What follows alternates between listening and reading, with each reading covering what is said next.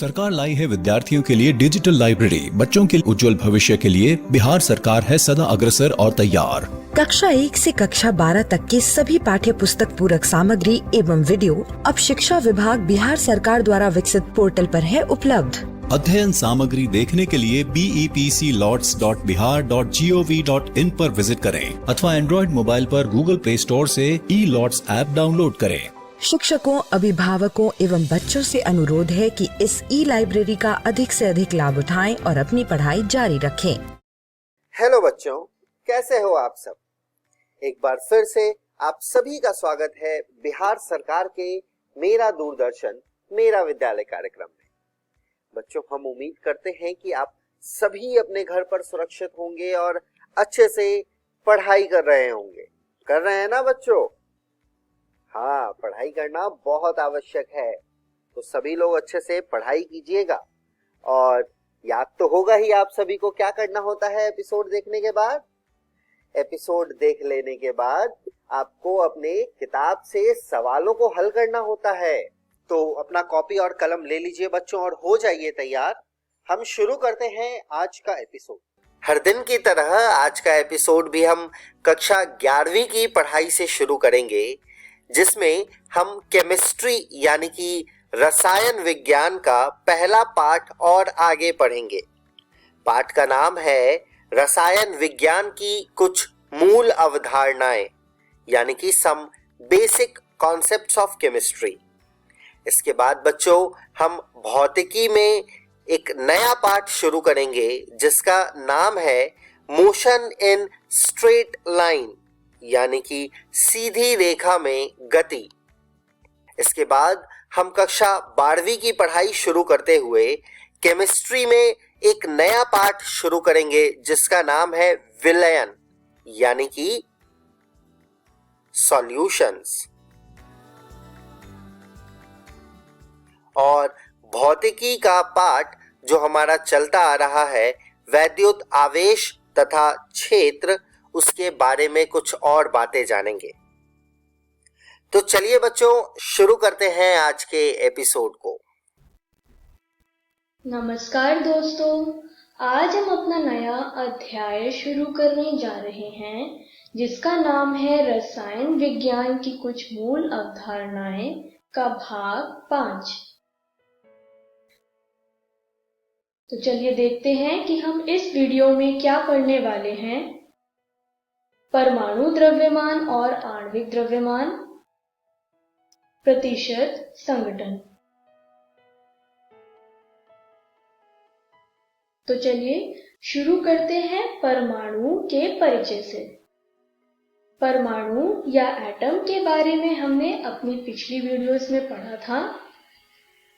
परमाणु सबसे छोटे कण होते हैं जिन्हें ना तो बनाया जा सकता है और ना ही नष्ट किया जा सकता है।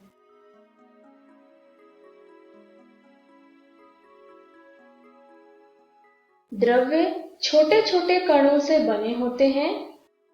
यह कण परमाणु कहलाते हैं। परमाणु 3 कणों से बनता है: इलेक्ट्रॉन, प्रोटॉन और न्यूट्रॉन।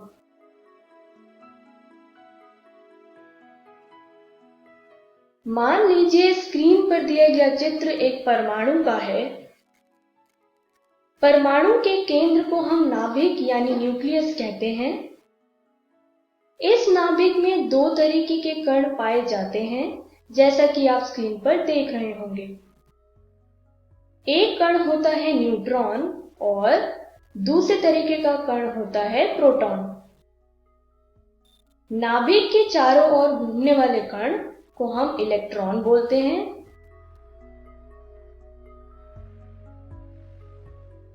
परमाणु के बारे में विस्तार से हम अपने अगले चैप्टर में पढ़ेंगे। परमाणु के बाद अब बात करते हैं अणु यानी मॉलिक्यूल की। अणु 2 या 2 से अधिक एक ही प्रकार या अलग अलग प्रकार के परमाणुओं से मिलकर बनता है। अणु 2 प्रकार के होते हैं: पहला है होमोन्यूक्लियर अणु और दूसरा है हेटेरोन्यूक्लियर अणु। आइए इन दोनों प्रकार के बारे में विस्तार से जानें। पहले बात करते हैं होमोन्यूक्लियर अणु की। होमोन्यूक्लियर अणु केवल एक प्रकार के तत्वों से बना होता है। आइए इसे एक उदाहरण से समझें। जैसे H2 यानी हाइड्रोजन गैस एक होमोन्यूक्लियर अणु है क्योंकि इसमें एक ही तरीके का तत्व यानी हाइड्रोजन है।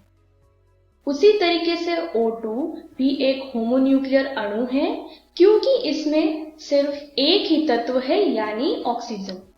और N2 भी एक होमोन्यूक्लियर अणु है क्योंकि इसमें सिर्फ नाइट्रोजन है। अब बात करते हैं हेटेरोन्यूक्लियर अणु के बारे में। हेटेरोन्यूक्लियर अणु एक से अधिक रासायनिक तत्वों से बने होते हैं। आइए इसे एक उदाहरण से समझें। H2O यानी पानी एक हेटेरोन्यूक्लियर अणु है क्योंकि इसमें दो तरीके के तत्व यानी हाइड्रोजन और ऑक्सीजन है। उसी तरीके से CO यानी कार्बन मोनोऑक्साइड भी एक हेटेरोन्यूक्लियर अणु है क्योंकि इसमें दो तरीके के तत्व यानी कार्बन और ऑक्सीजन है। और N2O भी एक हेटेरोन्यूक्लियर अणु है क्योंकि इसमें दो तरीके के तत्व यानी नाइट्रोजन और ऑक्सीजन है। इस तरीके से हमने अणु के बारे में जाना। अब हम अपने इस वीडियो के पहले विषय पे आते हैं जो है परमाणु द्रव्यमान और आणविक द्रव्यमान। इसमें हम पहले बात करते हैं परमाणु द्रव्यमान की। किसी परमाणु के द्रव्यमान को परमाणु द्रव्यमान कहा जाता है। परमाणु द्रव्यमान को हम AMU में व्यक्त करते हैं। आइए AMU के बारे में जानें। AMU यानी एटॉमिक मास यूनिट, जिसे हम परमाणु द्रव्यमान मात्रक भी कहते हैं। यह एक कार्बन 12 परमाणु के द्रव्यमान के 1 भारवें रूप में परिभाषित किया जाता है। एक AMU की वैल्यू 1.66056 into 10⁻⁻24 ग्राम्स होती है। अगर हाइड्रोजन का द्रव्यमान हमें ग्राम्स में लिखना हो तो 1.6736 into 10⁻⁻24 ग्राम्स है। इस हिसाब से अगर हमें हाइड्रोजन का द्रव्यमान AMU में निकालना हो तो आंसर आएगा 1.0080 AMU, जैसा कि आप स्क्रीन पर देख पा रहे होंगे। इस तरीके से हम किसी भी तत्व का परमाणु द्रव्यमान को AMU में परिभाषित करते हैं।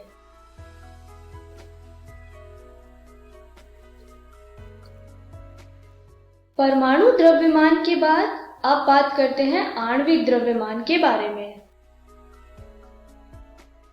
अणु में उपस्थित सभी परमाणु के द्रव्यमान का योग आणविक द्रव्यमान कहलाता है। आइए इसे एक उदाहरण से समझें। H2O यानी जल का आणविक द्रव्यमान क्या होगा? आइए देखते हैं कि इसका आणविक द्रव्यमान कैसे निकाला जाएगा। आणविक द्रव्यमान की परिभाषा के मुताबिक 2 into हाइड्रोजन का परमाणु द्रव्यमान प्लस 1 into ऑक्सीजन का परमाणु द्रव्यमान, क्योंकि H2O में 2 हाइड्रोजन और 1 ऑक्सीजन है। तो आंसर आएगा 18.02 U। यह जल यानी पानी का आणविक द्रव्यमान है। अगर हम एक और उदाहरण लें जो है CH4 यानी मीथेन, इसका आणविक द्रव्यमान निकलेगा जैसा कि आप स्क्रीन पर देख पा रहे होंगे, यानी 4 into हाइड्रोजन का परमाणु द्रव्यमान प्लस 1 इंटू कार्बन का परमाणु द्रव्यमान। हाइड्रोजन और कार्बन के परमाणु द्रव्यमान की वैल्यू को रखकर आंसर आएगा 16.043 U। यह मीथेन यानी CH4 का आणविक द्रव्यमान है। इस तरीके से हम किसी भी अणु का आणविक द्रव्यमान निकालते हैं। आणविक द्रव्यमान के बाद अब बात करते हैं औसत परमाणु द्रव्यमान के बारे में। किसी तत्व का औसत परमाणु द्रव्यमान उस तत्व के समस्थानिकों यानी आइसोटोप्स के द्रव्यमान तथा अपेक्षिक बाहुल्यता के गुणफल के बराबर होता है। स्क्रीन पर दिया गया टेबल कार्बन के समस्थानिकों, उनकी अपेक्षिक बाहुल्यता और परमाणु द्रव्यमान को दर्शा रहा है। इस टेबल का उपयोग कर हम कार्बन का औसत परमाणु द्रव्यमान निकालेंगे। औसत परमाणु द्रव्यमान की परिभाषा के मुताबिक हम कार्बन का औसत परमाणु द्रव्यमान निकालेंगे, जैसा कि आप स्क्रीन पर देख पा रहे होंगे। इस तरीके से कार्बन का औसत परमाणु द्रव्यमान आएगा 12.011 U।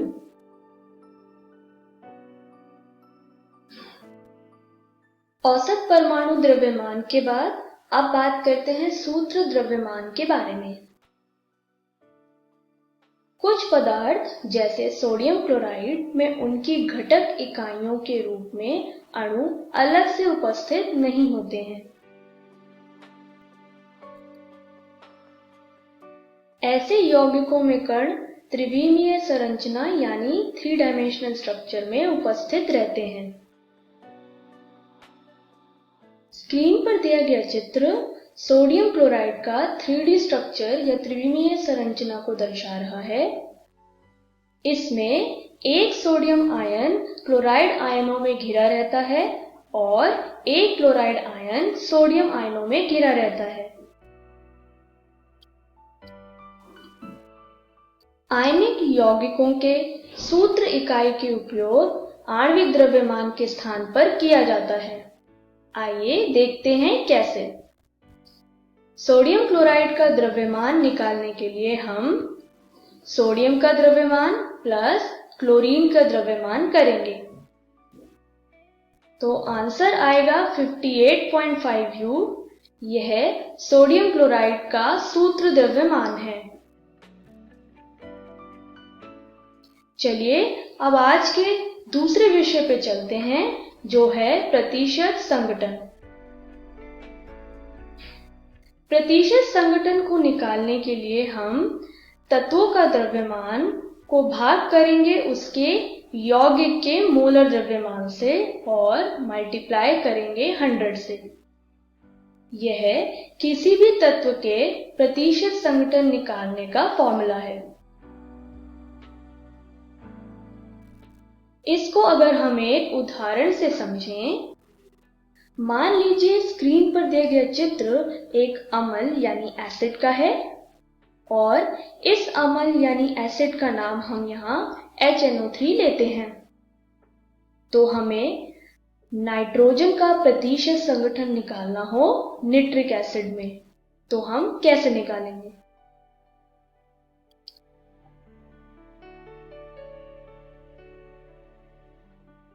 जैसा कि हम जानते हैं, निट्रिक एसिड का मोलर द्रव्यमान है 63.01 ग्राम पर मोल और नाइट्रोजन का मोलर द्रव्यमान होता है 14.0067।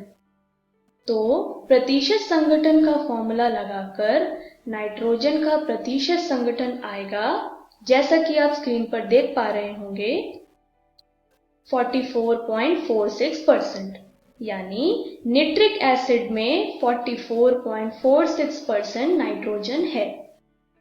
इस तरीके से हम प्रतिशत संघटन को निकालते हैं। तो चलिए देखते हैं कि हमने इस वीडियो में क्या सीखा। हमने परमाणु द्रव्यमान और आणविक द्रव्यमान के बारे में जाना। हमने प्रतिशत संघटन के बारे में भी जाना। तो चलिए देखते हैं कि अगली वीडियो में हम क्या पढ़ने वाले हैं। अगली वीडियो में हम मोल संकल्पना के बारे में जानेंगे। हम स्टोइकियोमेट्री के बारे में भी जानेंगे। थैंक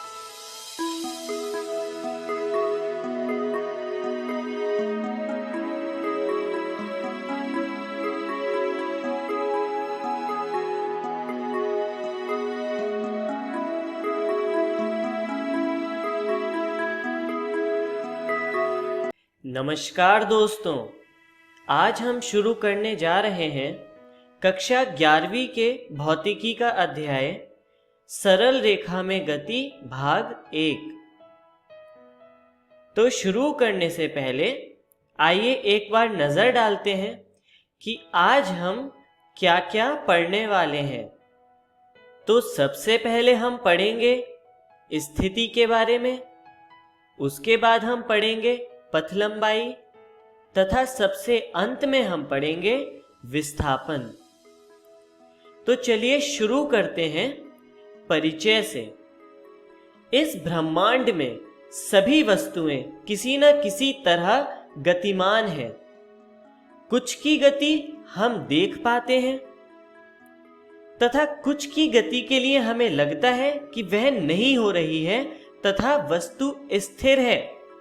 जैसा कि आप चित्र में देख सकते हैं कि एक बॉल को आप गति करते हुए देख रहे हैं, लेकिन वहीं दूसरी तरफ आपको एक पेड़ स्थिर दिख रहा है। पर क्या सच में ऐसा है? क्या यह पेड़ स्थिर है? जैसा कि मैंने बताया था कि इस ब्रह्मांड में सभी वस्तुएं किसी न किसी तरह से गतिमान हैं। तो क्या आप ये इमेजिन कर पा रहे हैं? या फिर आप सोच रहे हैं कि ऐसा नहीं है क्योंकि मेरा घर और मेरे दोस्तों का घर यह तो पूरी तरह स्थिर है और कई सालों से अपनी जगह से नहीं हिला है।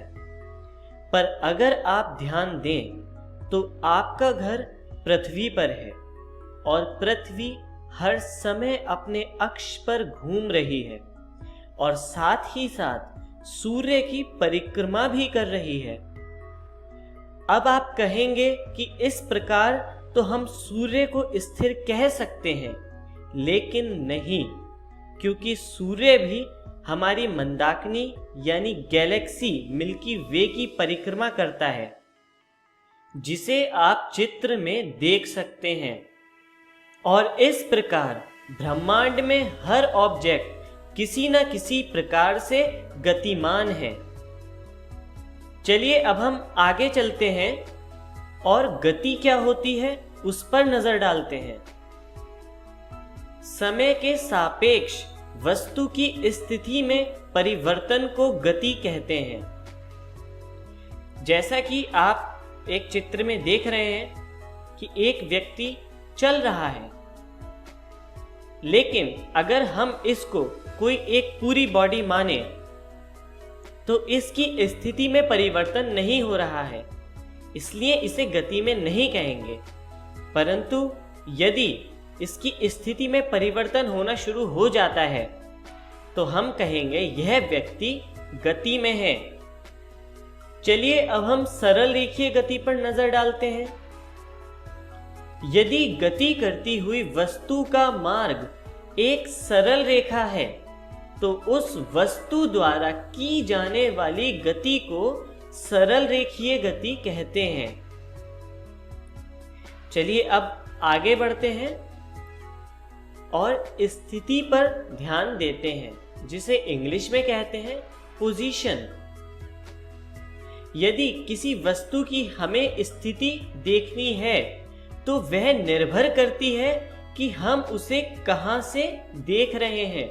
मतलब स्थिति द्रव्यमान की तरह कोई ऐसी राशि नहीं है जिसका मान हर जगह एक ही होगा, बल्कि स्थिति निर्भर करती है कि हम किस जगह से देख रहे हैं। स्थिति ज्ञात करने के लिए हमें संदर्भ बिंदु तथा अक्षों के एक समूह की आवश्यकता होती है। इस समूह में 3 परस्पर लंबवत अक्ष होते हैं जिन्हें परपेंडिकुलर एक्सिस कहते हैं और इनके नाम x, y तथा z दिए जाते हैं। इन अक्षों के प्रतिच्छेदक बिंदु को मूल बिंदु कहते हैं, जिसे O से रिप्रेजेंट किया है। किसी वस्तु की स्थिति देखने के लिए उसे इसी बिंदु के रेस्पेक्ट में देखा जाता है। अब यहाँ पर आपके लिए एक सवाल है। यदि वस्तु समय के साथ अपनी स्थिति परिवर्तित कर रही है, तब आप इन निर्देशांक के सहारे कैसे बताएंगे कि वस्तु की स्थिति क्या है? क्योंकि वस्तु की कोई एक स्थिति नहीं होगी, अलग अलग समय पर वस्तु की अलग अलग स्थितियां होंगी। तो इसके लिए हम एक और निर्देशांक लेते हैं जिसे कहते हैं समय। जी हाँ, आप अपनी घड़ी या अन्य उपकरण के सहारे इन निर्देशांक के साथ समय भी नोट करते हैं तथा x, y, z और t के इस पूरे सेट को निर्देश तंत्र यानी फ्रेम ऑफ रेफरेंस कहते हैं। चलिए आगे बढ़ते हैं और निर्देश तंत्र यानी फ्रेम ऑफ रेफरेंस को समझते हैं। x, y, z तथा t के समूह के निर्देशांक निकाय को निर्देश तंत्र कहते हैं। चलिए इसी के साथ इन निर्देशांक के साथ जुड़े हुए एक कथन पर नजर डालते हैं। जब समय के बदलने के साथ साथ किसी वस्तु के निर्देशांक भी परिवर्तित होते हैं तो उस वस्तु को गतिमान कहते हैं। किसी वस्तु की गति देखने के लिए हम स्वेच्छा से किसी निर्देश तंत्र को सेलेक्ट करते हैं। जैसे यदि आपके सामने से कोई ट्रेन जा रही है और उसकी गति को आप देख रहे हैं, तो आप उसकी गति के लिए स्वयं एक निर्देश तंत्र सेलेक्ट कर लेते हैं, जो कि होती है उस ट्रेन की पटरियां। जी हाँ, आप ट्रेन को उसकी पटरी के सापेक्ष चलता हुआ देखते हैं और इस तरह आपको ट्रेन एक सरल रेखा में गति करते हुए दिखती है। और इस तरह यदि कोई वस्तु केवल एक दिशा में गतिमान है तो उसकी गति के निरूपण के लिए केवल एक अक्ष की जरूरत होती है। अक्ष पर मूल बिंदु से दाईं तरफ की दूरी धनात्मक तथा बाईं तरफ की दूरी ऋणात्मक मानी जाती है, जो इस प्रकार दिखाई गई है। चलिए अब आगे बढ़ते हैं और पथ लंबाई यानी डिस्टेंस पर नजर डालते हैं। यह किसी गति करती हुई वस्तु द्वारा तय किए गए वास्तविक मार्ग की लंबाई होती है। इसका SI मात्रक होता है मीटर तथा विमा होती है m1 l0 t0। चलिए आगे चलते हैं और इस पर विस्तार से नजर डालते हैं। सामान्यतः वस्तु की प्रारंभिक स्थिति पर ही मूल बिंदु माना जाता है।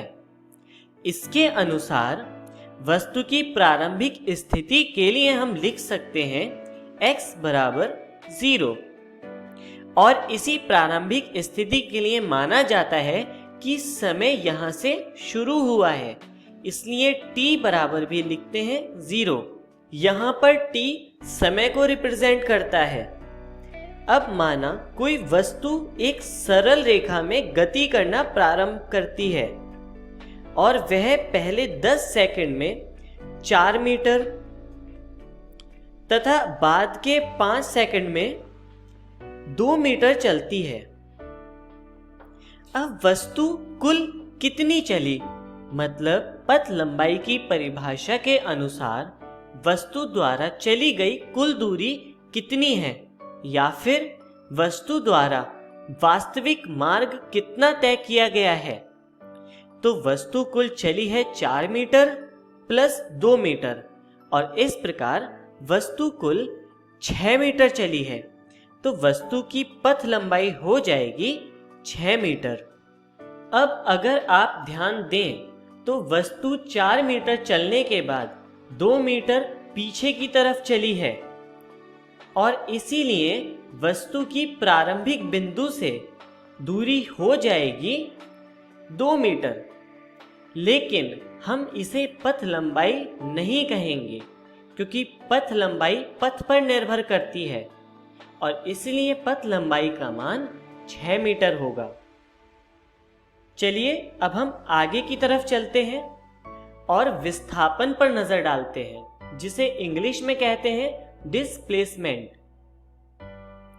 यह किसी वस्तु की गति के दौरान अंतिम और प्रारंभिक स्थिति की दूरी के बीच का अंतर है।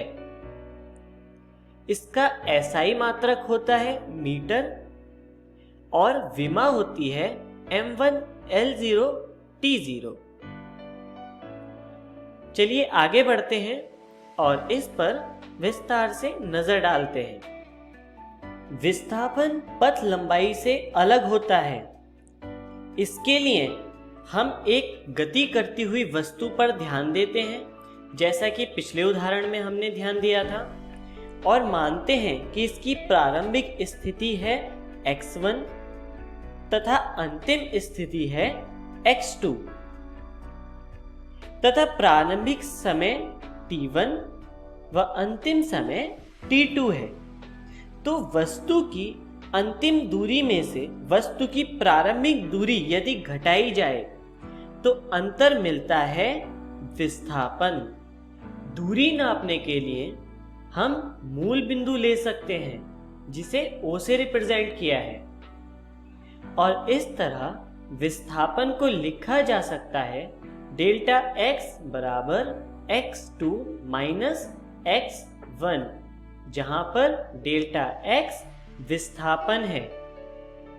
जैसा कि विस्थापन के सूत्र में दिखता है कि यदि x2 बड़ा है x1 से, तो डेल्टा x का मान पॉजिटिव होगा, यानी विस्थापन धनात्मक होगा।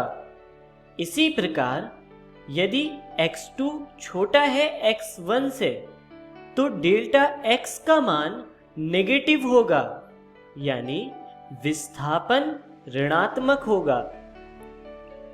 और इससे हमें पता चलता है कि विस्थापन में परिमाण व दिशा दोनों उपस्थित होते हैं, इसलिए विस्थापन एक सदिश राशि है। अब आप कहेंगे कि हमको दिशा के बारे में कैसे पता चलेगा?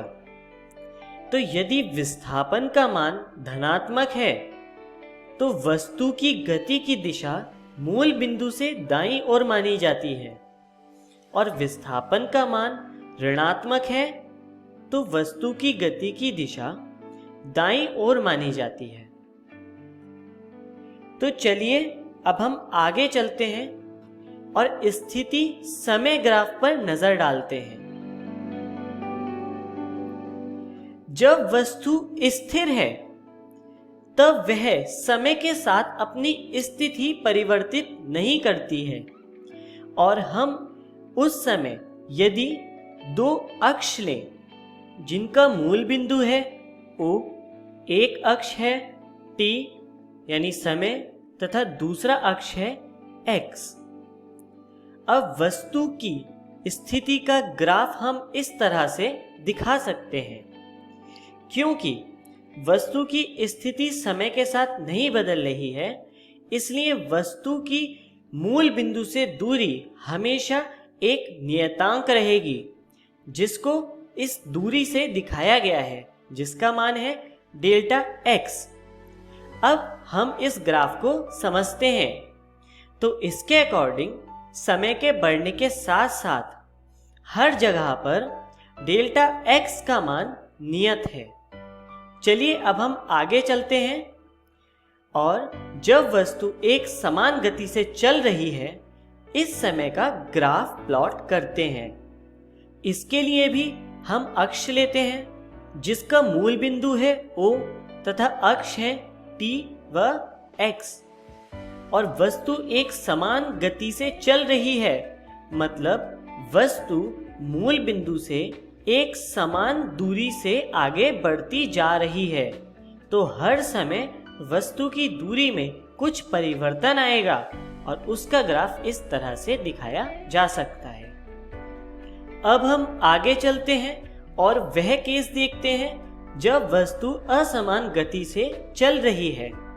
तो उस केस के लिए वस्तु के ग्राफ को इस तरह से दिखाया जा सकता है। क्योंकि गति अलग अलग है इसलिए वस्तु की दूरी कम या ज़्यादा हो सकती है। चलिए अब हम आगे बढ़ते हैं और देखते हैं कि आज हमने क्या क्या सीखा। सबसे पहले हमने पढ़ा स्थिति के बारे में, उसके बाद हमने पढ़ा पथ लंबाई और विस्थापन तथा सबसे अंत में हमने पढ़ा स्थिति समय ग्राफ। तो चलिए आगे बढ़ते हैं और जानते हैं कि अगली वीडियो में हम क्या पढ़ेंगे। अगली वीडियो में हम पढ़ेंगे औसत वेग तथा औसत चाल तथा ताक्षणिक वेग एवं चाल। धन्यवाद।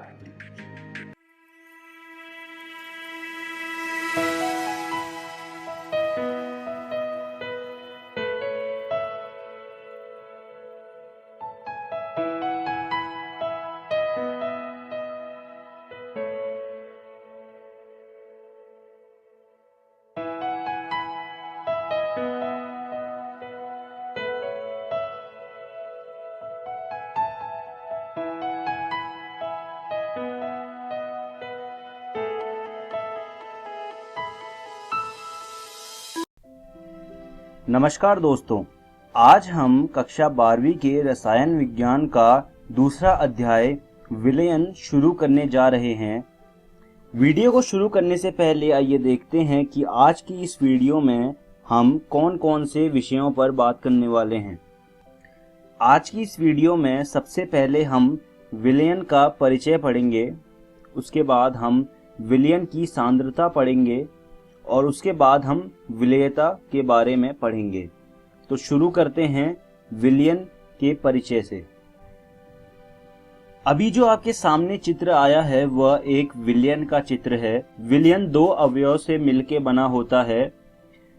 पहला अवयव होता है विलेय और दूसरा अवयव होता है विलायन। विलेय हमेशा कम मात्रा में मौजूद होता है, वहीं विलायन ज्यादा मात्रा में मौजूद होता है। यह होता है विलेय। और विलेय और विलायन को मिलके बनता है विलयन। अब बात करते हैं सांद्रता के बारे में। सांद्रता को दर्शाने के लिए कुछ तरीके होते हैं, वो तरीके मैं आपके सामने प्रस्तुत करने जा रहा हूं। सबसे पहला तरीका है द्रव्यमान प्रतिशत, दूसरा तरीका है आयतन प्रतिशत, तीसरा तरीका है पार्ट्स पर मिलियन, इसको ppm भी कहा जाता है शॉर्ट फॉर्म में, चौथा तरीका है मोलरता, पांचवा तरीका है मोललता और छठा तरीका है मोल अंश। हम इन 6 तरीकों को एक एक करके अच्छे से पढ़ने वाले हैं। सबसे पहले शुरू करते हैं द्रव्यमान प्रतिशत से। द्रव्यमान प्रतिशत निकालने का एक आसान सा सूत्र है।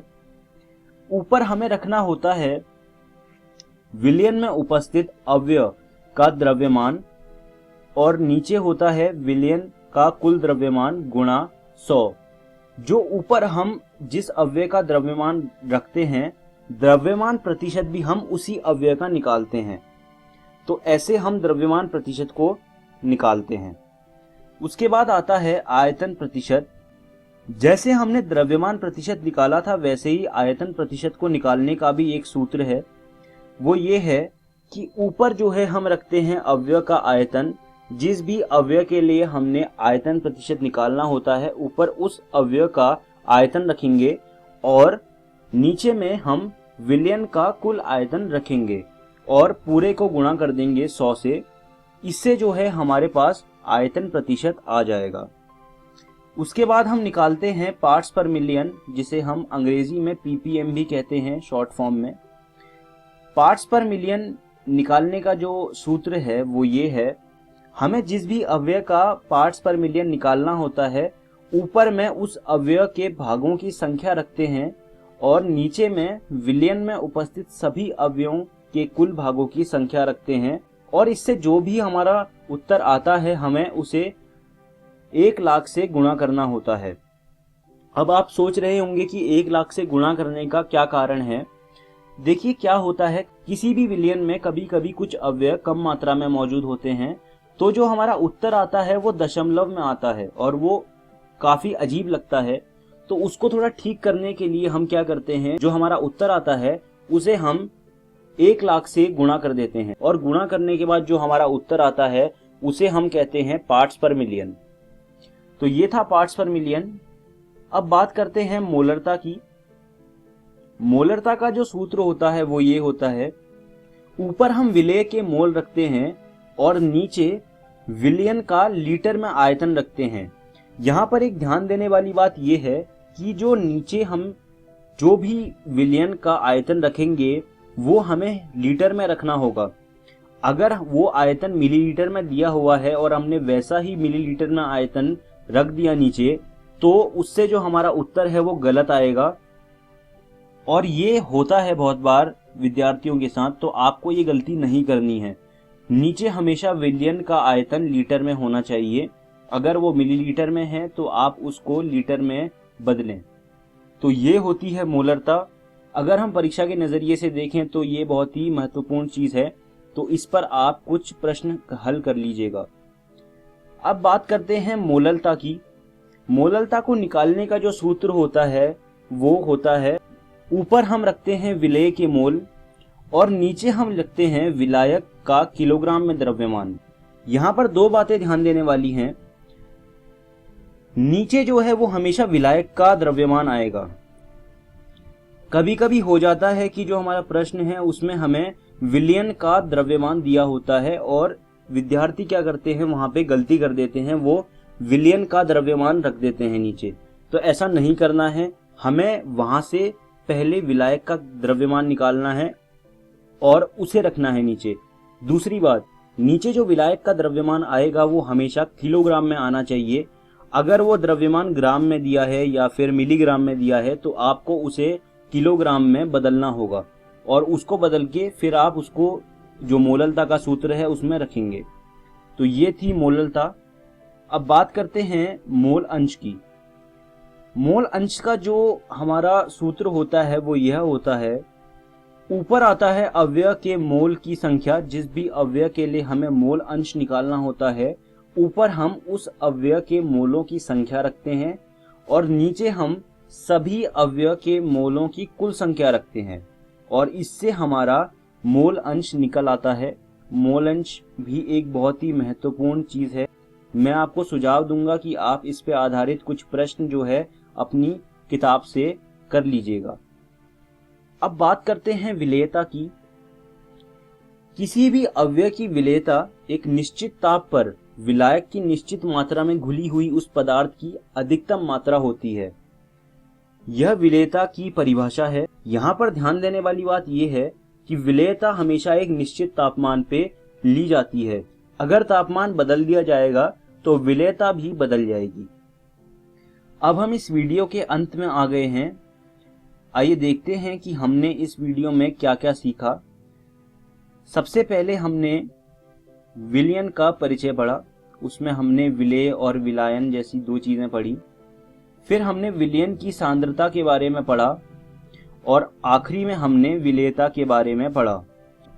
मैं उम्मीद करता हूं आपको मेरी पढ़ाई हुई चीजें समझ आई होंगी और आपको ये सुझाव देना चाहता हूं कि आप इन सब चीजों को रसायन विज्ञान की एनसीईआरटी भाग 1 से पढ़ लीजिएगा और इन पर आधारित कुछ प्रश्न भी हल कर लीजिएगा। अब देखते हैं कि अगली वीडियो में हम क्या क्या पढ़ने वाले हैं। अगली वीडियो में सबसे पहले हम ठोसों और गैस की द्रवों में विलेयता के बारे में पढ़ेंगे और उसके बाद हम हेनरी का नियम पढ़ेंगे और आखिरी में हम द्रव द्रव विलयनों का वाष्प दाब पढ़ेंगे। धन्यवाद दोस्तों।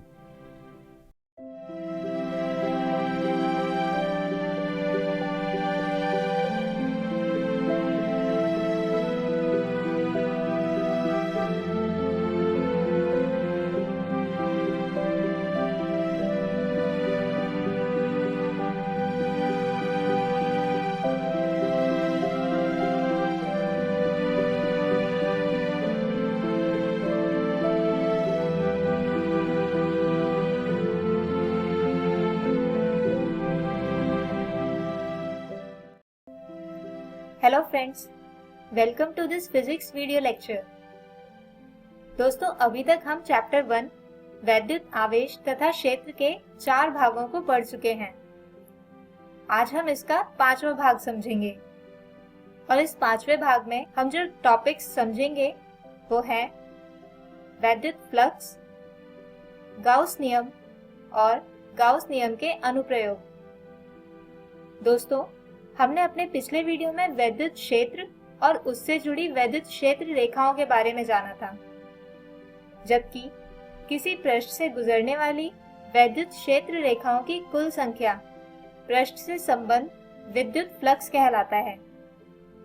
अब जैसे यहाँ इस आवेश Q से जो वैद्युत क्षेत्र रेखाएं बनेंगी, उनमें से कुछ क्षेत्र रेखाएं इस पृष्ठ से भी होकर निकलेंगी, तो इस पृष्ठ से गुजरने वाली रेखाओं की संख्या कही जाती है वैद्युत फ्लक्स। आइए अब समझते हैं कि इसे मापते कैसे हैं। मान लीजिए कि हमारे पास एक बंद पृष्ठ S है। अगर आप इस पृष्ठ की लंबवत दिशा देखें तो वो होगी कुछ इस तरह। अब मान लीजिए कि इस पृष्ठ से कुछ वैद्युत क्षेत्र रेखाएं इस तरह से पास होती हैं, तो इस पृष्ठ के एक छोटे से क्षेत्रफल ds के लिए वैद्युत फ्लक्स भी भिन्नात्मक ही होगा, यानी d फाई। तो हम लिख सकते हैं कि d फाई बराबर होगा E डॉट ds। दोस्तों, यहाँ ds सदिश पृष्ठ S की लंबवत दिशा है। अब जैसा कि हम जानते हैं कि दो वेक्टर्स का डॉट प्रोडक्ट यानी अदिश गुणनफल लिखा जा सकता है E ds cos थीटा। और अगर आप यहाँ देखें तो सदिश E और सदिश ds समान दिशा में ही है, यानी थीटा होगा 0 डिग्री। और जैसा कि हम जानते हैं कि cos 0 डिग्री होता है 1, इसलिए फाई यानी कुल वैद्युत फ्लक्स बराबर होगा E गुणा S के। दोस्तों, वैद्युत फ्लक्स का ऐसा ही मात्रक होता है न्यूटन प्रति कूलम मीटर की घात 2। आइए अब बात करते हैं आज के हमारे दूसरे टॉपिक गाउस नियम की, जिसे दिया था मशहूर मैथमेटिशियन और फिजिसिस्ट कार्ल फ्रेडरिक गाउस ने। इस नियम के अनुसार किसी बंद तल से निकलने वाला विद्युत फ्लक्स उस तल द्वारा घिरे हुए कुल विद्युत आवेश की मात्रा के अनुक्रमानुपाती होता है, यानी फाई अनुक्रमानुपाती होगा Q के। और दोस्तों, आनुपातिकता का चिन्ह हटाया जाए तो फाई यानी कुल विद्युत फ्लक्स बराबर होगा Q बटे एप्सिलॉन नॉट के। आइए अब इस नियम के कुछ अनुप्रयोग पर ध्यान देते हैं, जिसमें सबसे पहले है किसी बिंदु आवेश के कारण वैद्युत क्षेत्र की गाउस नियम द्वारा गणना। दोस्तों, अगर आपको याद हो तो किसी बिंदु आवेश की वजह से बनने वाला वैद्युत क्षेत्र होता है 1/4 पाई एप्सिलॉन नॉट Q बटे R की घात 2।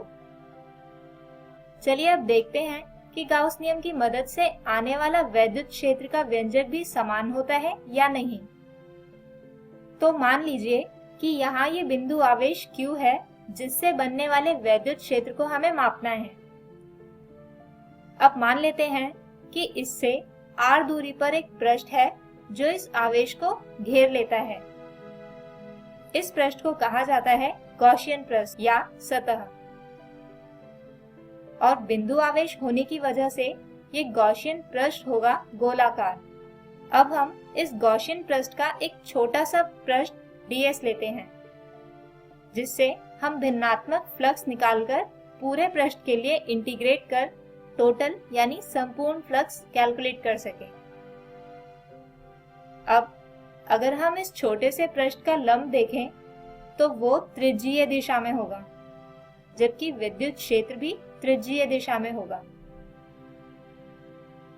तो अब हम लिख सकते हैं कि d फाई बराबर होगा E डॉट ds, यानी d फाई बराबर E ds cos थीटा। और दोस्तों क्योंकि ये दोनों ही सदिश समान दिशा में है, इसलिए यहाँ पर भी थीटा होगा 0 डिग्री। और फिर से क्योंकि cos 0 डिग्री बराबर होता है 1 के, इसलिए d फाई बराबर होगा E ds के। आइए अब इस पूरे गॉसियन पृष्ठ के लिए इसे इंटीग्रेट करते हैं। अब गाउस नियम के अनुसार कुल फ्लक्स फाई होता है Q बटे एप्सिलॉन नॉट और गोले का पृष्ठीय क्षेत्रफल होता है 4 पाई r की घात 2, यानी इक्वेशन बनेगी Q बटे एप्सिलॉन नॉट बराबर E गुणा 4 पाई r की घात 2। और अगर इससे वैद्युत क्षेत्र मापा जाए तो E होगा 1 बटे 4 पाई एप्सिलॉन नॉट Q बटे r की घात 2। आइए अब ज्ञात करते हैं किसी एक समानीय आवेशित अनंत लंबाई के तार के कारण वैद्युत क्षेत्र का व्यंजक क्या होता है। मान लीजिए यह एक धनावेशित तार है जिसका वैद्युत क्षेत्र कुछ ऐसा होगा। अब यहाँ पर गॉसियन पृष्ठ होगा इस तार के चारों ओर एक काल्पनिक बेलन। मान लीजिए कि इस बेलन की लंबाई है L, जो इस तार की भी लंबाई है, और त्रिज्या है R। यहाँ पर मुख्यतः दो पृष्ठीय क्षेत्रफल हैं, एक बेलन के टॉप और बॉटम और दूसरा है बेलन का वक्र पृष्ठ क्षेत्रफल। अब मान लेते हैं कि लैम्डा आवेश प्रति इकाई लंबाई है और बेलन का कुल आवेश Q बराबर होगा लैम्डा गुणा L, यानी आवेश प्रति इकाई लंबाई गुणा तार की लंबाई के। अब गाउस नियम द्वारा जैसा कि हम जानते हैं कि कुल फ्लक्स यानी फाई बराबर होगा Q बटे एप्सिलॉन नॉट, जहां पर Q इस गॉसियन सतह द्वारा घेरा गया कुल आवेश है, यानी लैम्डा L। तो अगर इस समीकरण में Q की जगह लैम्डा L को रखा जाए तो समीकरण होगा फाई बराबर लैम्डा L बटे एप्सिलॉन नॉट। और इसके अतिरिक्त फ्लक्स बराबर होगा E डॉट ds के। दोस्तों क्योंकि यहाँ पर दो तरह के पृष्ठीय क्षेत्रफल हैं, इसलिए d फाई बराबर होगा E डॉट ds1 जमा ds2, या इसे लिख सकते हैं कि d फाई बराबर होगा E डॉट ds1 जमा E डॉट ds2। इसके अतिरिक्त इसे लिखा जा सकता है d फाई बराबर E ds1 cos थीटा 1 जमा E ds2 cos थीटा 2। अब दोस्तों अगर आप यहाँ ध्यान से देखें तो पृष्ठ 1 पर हम देख सकते हैं कि यहाँ पृष्ठ के लंब और वैद्युत क्षेत्र की दिशा में 90 डिग्री का कोण बनता है, जबकि पृष्ठ 2 के लंब और वैद्युत क्षेत्र की दिशा में 0 डिग्री का कोण बनता है, जिसकी वजह से सिर्फ पृष्ठ 2 वाला व्यंजक ही इस समीकरण में रह पाएगा, क्योंकि cos 90 की वैल्यू 0 होती है और पृष्ठ 1 वाला व्यंजक समाप्त हो जाता है। यानी अब समीकरण आएगी d फाई बराबर E ds2 cos 0 डिग्री या d फाई बराबर E ds2, और जिसे पूरे पृष्ठ के लिए इंटीग्रेट करना पड़ेगा। लेकिन उससे पहले हम लिख लेते हैं गाउस नियम की सहायता से निकलने वाला कुल फ्लक्स, जो था फाई बराबर लैम्डा L बटे एप्सिलॉन नॉट। इसके अलावा इंटीग्रेट करने पर आता है लैम्डा L बटे एप्सिलॉन नॉट बराबर E गुणा 2 पाई R L। और दोस्तों इससे अगर वैद्युत क्षेत्र का व्यंजक निकाला जाए तो वो आएगा लैम्डा बटे 2 पाई एप्सिलॉन नॉट R। तो दोस्तों, हम उम्मीद करते हैं कि आज के वीडियो के टॉपिक्स आपको समझ आए होंगे। आइए आज के इन्हीं टॉपिक्स पर आधारित एक उदाहरण समझते हैं। किसी घन जिसके अंदर आवेश जमा Q उपस्थित है के एक पृष्ठ से संबंधित वैद्युत फ्लक्स की गणना करें। तो फ्रेंड्स, जैसा कि हमें दिया गया है कि एक घन के अंदर आवेश Q बंद है, तो हम गाउस नियम की मदद से लिख सकते हैं कि घन से निकलने वाला वैद्युत फ्लक्स फाई बराबर होगा Q बटे एप्सिलॉन नॉट के। अब क्योंकि घन में कुल 6 पृष्ठ होते हैं, तो किसी एक पृष्ठ से निकलने वाला वैद्युत फ्लक्स कुल फ्लक्स का 1/6 होगा, यानी फाई बराबर होगा 1/6 गुणा घन से निकलने वाला कुल वैद्युत फ्लक्स। यानी घन के किसी एक पृष्ठ से संबंधित वैद्युत फ्लक्स फाई बराबर है 1/6 गुणा Q बटे एप्सिलॉन नॉट या Q बटे 6 एप्सिलॉन नॉट। तो आज के हमारे इस वीडियो में हमने समझा वैद्युत फ्लक्स को और जाना गाउस नियम को। इसके साथ हमने देखे गाउस नियम के कुछ अनुप्रयोग, जैसे किसी बिंदु आवेश के कारण वैद्युत क्षेत्र और किसी एक समानीय आवेशित अनंत लंबाई के तार के कारण वैद्युत क्षेत्र। हमारे अगले वीडियो में हम समझेंगे गाउस नियम के ही कुछ और अनुप्रयोग। तब तक के लिए take care and good bye.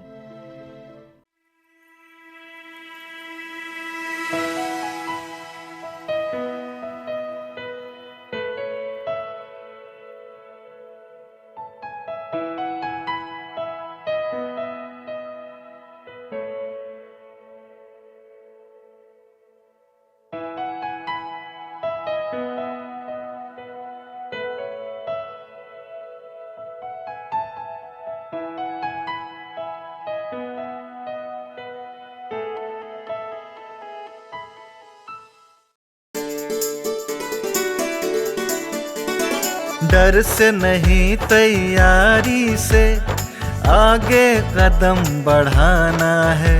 रुकी जिंदगी में चहल पहल वापस फिर से लाना है। धोकर हाथ पहन कर मास्क सुरक्षित जीवन चलाना है। सुरक्षित जीवन चलाना है।